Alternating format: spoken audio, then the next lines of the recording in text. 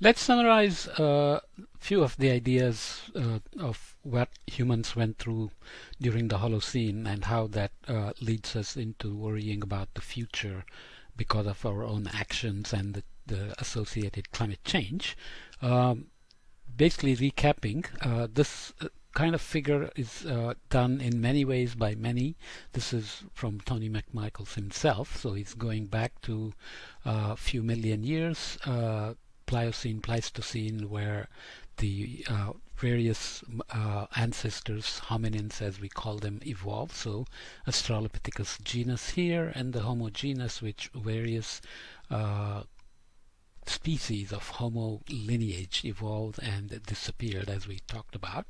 All along the way, we have had average global temperature relative to the 20th century vary from being warm by about 2 degrees centigrade, cooling down, becoming increasingly less stable during the Pleistocene, where we had these ice age cycles, and then we had the glacial dips cooling to minus half a degree compared to 20th century, and the base period here.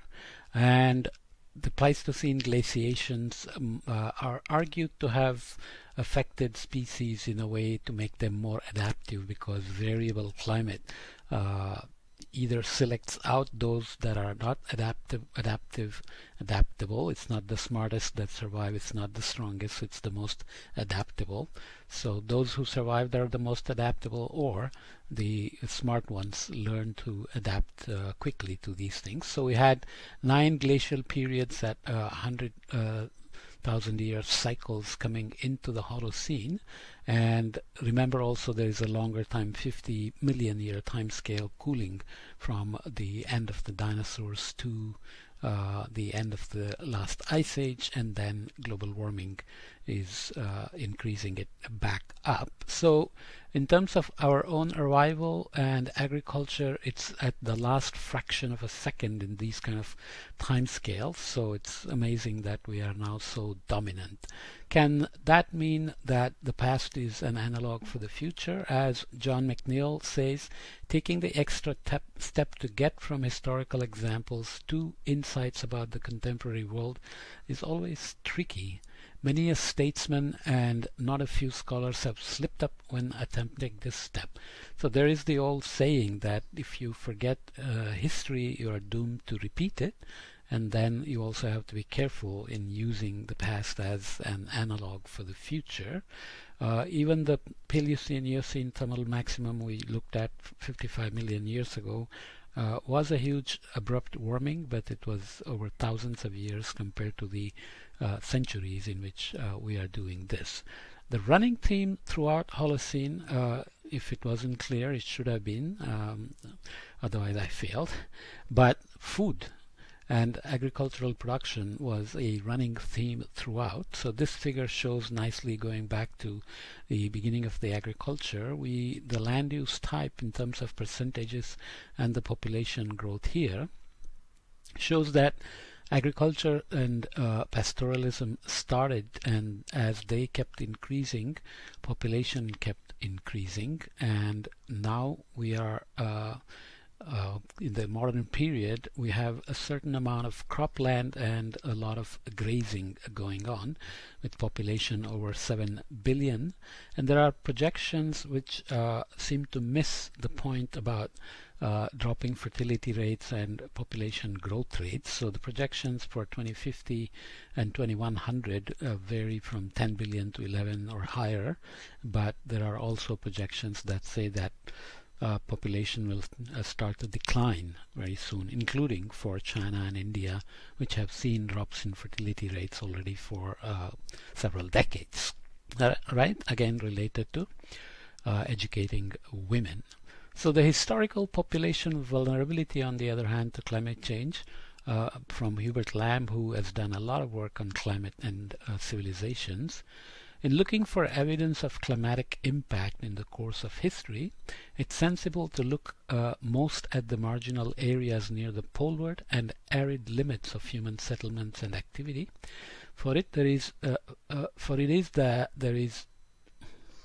is there that vulnerability is likely to be great. It is there that the vulnerability is likely to be the greatest. Okay, so we will see what vulnerability means, but we talked about the ITCZ and how people settled along those approximate latitude bands and turned out to be very vulnerable because the ITCZ moves on all sorts of time scales and affects directly land, water, and food, very tightly coupled together.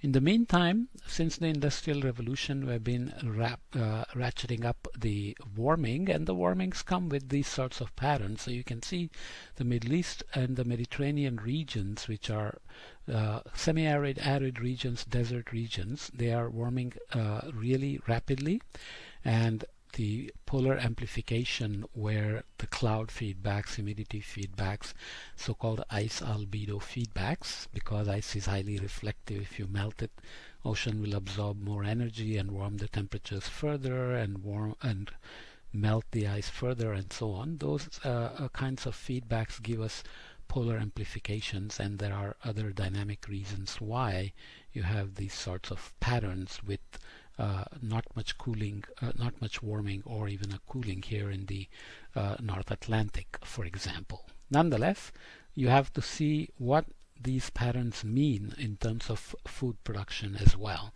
Just to emphasize the point, you can see that if you look at decades going from 1850 onwards into 2015 and then individual years to 2020, you can see that relative to the base period of 1850 to 1900 averages, temperatures were below that average, and then they have kept increasing and increasing, and now we are having year after year new records being created for global mean temperatures with respect to that base period. So this is what we are dealing with, and of course we are also dealing with population growth that is still not stopped yet, plus demand for food, but food production has increased, and yet starvation is not completely gone. It has reduced greatly because there are wastages of food as well as supply problems or access. So there could be physical access problems, economical access problems, and so on. And we have to see how those will change with global warming as well. So that's kind of where humans have arrived along the way. Land, water, and food have been always associated with epidemics, so climate affects all of them, and climate perturbations have been associated with epidemics. So we are talking about climate and health, so that's what we will focus on. And we will wrap this up with another podcast about the Holocene summary going into the 20th century, and then in the next chapter talk about where we are headed and what are the things we have to worry about. Okay?